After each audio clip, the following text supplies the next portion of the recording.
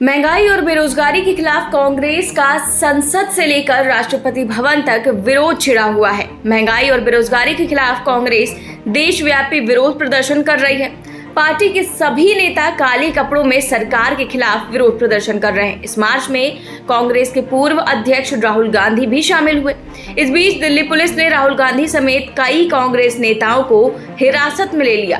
राहुल गांधी के साथ ही अधीर रंजन चौधरी, दिग्विजय सिंह और गौरव गोगोई समेत तमाम सांसदों को हिरासत में लेकर बस में बिठाया गया, जिसके बाद कांग्रेस के कई सांसद विजय चौक पर धरने पर बैठ गए हैं।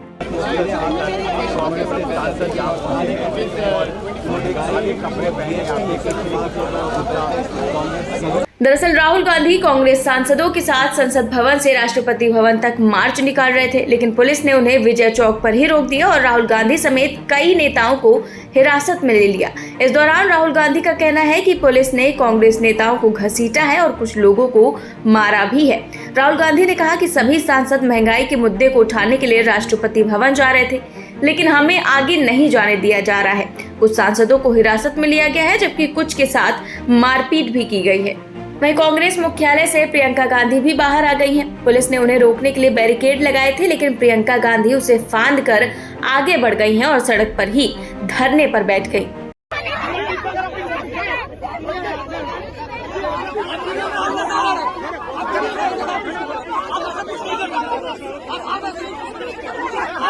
जिसके बाद पुलिस ने प्रियंका गांधी को भी हिरासत में ले लिया। वहीं आज सुबह ही राहुल गांधी ने प्रेस कॉन्फ्रेंस कर बीजेपी पर जमकर हमला बोला था। क्या कुछ कहा उन्होंने, सुनिए। कि जो इस देश ने 70 साल में बनाया, उसको 8 साल में खत्म कर दिया गया है। आज हिंदुस्तान में लोकतंत्र नहीं है। आज हिंदुस्तान में 4 लोगों की डिक्टेटरशिप है। जो ऑपोजिशन डेमोक्रेसी में, लोकतंत्र में लड़ती है, वो इंस्टीट्यूशंस के बल पे लड़ती है। मतलब जो देश का लीगल स्ट्रक्चर होता है, जुडिशल स्ट्रक्चर होता है, जो देश का इलेक्टोरल स्ट्रक्चर होता है, जो देश की मीडिया होती है, उसके बल पर ऑपोजिशन खड़ी होती है। वो सब जो इंस्टीट्यूशंस हैं, वो सब के सब सरकार को पूरा सपोर्ट दे रहे हैं। क्यों? क्योंकि सरकार ने अपने लोग इंस्टीट्यूशंस के अंदर बैठा रखे हैं। हिंदुस्तान का आज हर इंस्टीट्यूशन इंडिपेंडेंट नहीं है। हिंदुस्तान का हर इंस्टीट्यूशन आज आरएसएस के कंट्रोल में है। आरएसएस का एक व्यक्ति हर इंस्टीट्यूशन में बैठा है। तो हम एक राजनीतिक पार्टी से नहीं लड़ रहे हैं, हम हिंदुस्तान के पूरे इंफ्रास्ट्रक्चर के खिलाफ लड़ रहे हैं। जब हमारी सरकार होती थी, इंफ्रास्ट्रक्चर न्यूट्रल रहता था। हम इंफ्रास्ट्रक्चर को कंट्रोल नहीं करते थे। 2 राजनीतिक पार्टियों की लड़ाई होती थी, 3 राजनीतिक पार्टियों की लड़ाई होती है।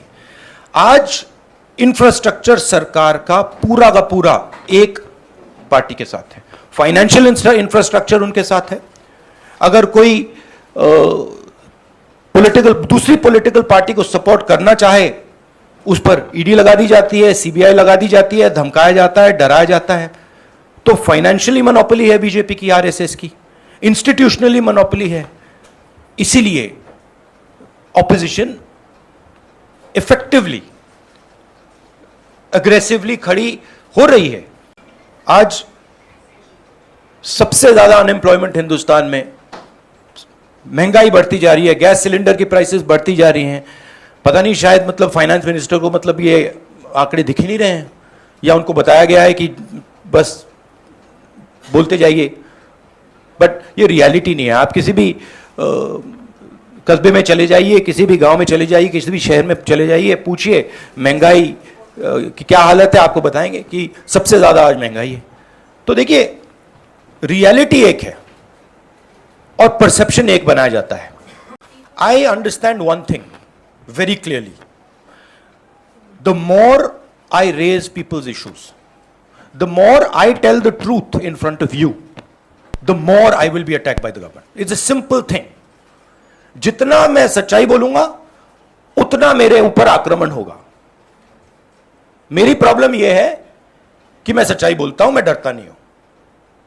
तो मैं अपना काम करूंगा, लोकतंत्र के लिए खड़े होने का काम करूंगा, महंगाई का मुद्दा उठाने का काम करूंगा, बेरोजगारी का मुद्दा उठाने का काम करूंगा, और मेरे ऊपर और आक्रमण होंगे. यह सच्चाई है. और जो धमकाता है वो डरता है. ये बात आप समझ लीजिए. जो डरता है वो धमकाता है. किससे डरते हैं? जो आज हिंदुस्तान की हालत है उससे डरते हैं. जो उन्होंने वायदे किए थे, जो उन्होंने पूरे नहीं किए, उससे डरते हैं. महंगाई से डरते हैं, बेरोजगारी से डरते हैं, जनता की जो शक्ति है उससे डरते हैं. क्यों डरते हैं? क्योंकि झूठ बोलते हैं. 24 घंटा ये लोग झूठ बोलते हैं. गांधी परिवार पे अटैक क्यों करते हैं? ये गांधी परिवार पे इसलिए अटैक करते हैं क्योंकि हम एक विचारधारा के लिए लड़ते हैं, और हमारे जैसे देश में करोड़ों लोग हैं. हम लोकतंत्र के लिए लड़ते हैं, हम कम्युनल हार्मनी के लिए लड़ते हैं, और सालों से लड़ रहे हैं. यह सिर्फ मैंने नहीं किया, सालों से हो रहा है. जान दी है मेरे परिवार ने. यह हमारी जिम्मेदारी है, रिस्पॉन्सिबिलिटी है, जो भी आप कहना चाहो, क्योंकि हम इन विचारधाराओं के लिए लड़ते हैं. जब हिंदुस्तान को बांटा जाता है, हिंदू मुसलमान को लड़ाया जाता है, हमें दर्द होता है. जब किसी को दलित कह के मारा जाता है, पीटा जाता है, हमें दर्द होता है. जब किसी महिला को पीटा जाता है, हमें दर्द होता है. इसीलिए हम लड़ते हैं. यह एक परिवार नहीं है, यह एक विचारधारा है. I don't think the finance minister has any understanding of what is going on in the economy of India. Zero understanding, right? She is there as a mouthpiece. She has absolutely no understanding. If she had understanding, we would not be in the situation we're in, right? The entire job creation system of India has been destroyed. Small and medium businesses have been wiped out. We have a GST which is a disaster. Please go and ask any state and they will tell you this GST is a disaster, right? We have the highest unemployment in the country. Price rise across the board. And the finance minister is saying there is no problem.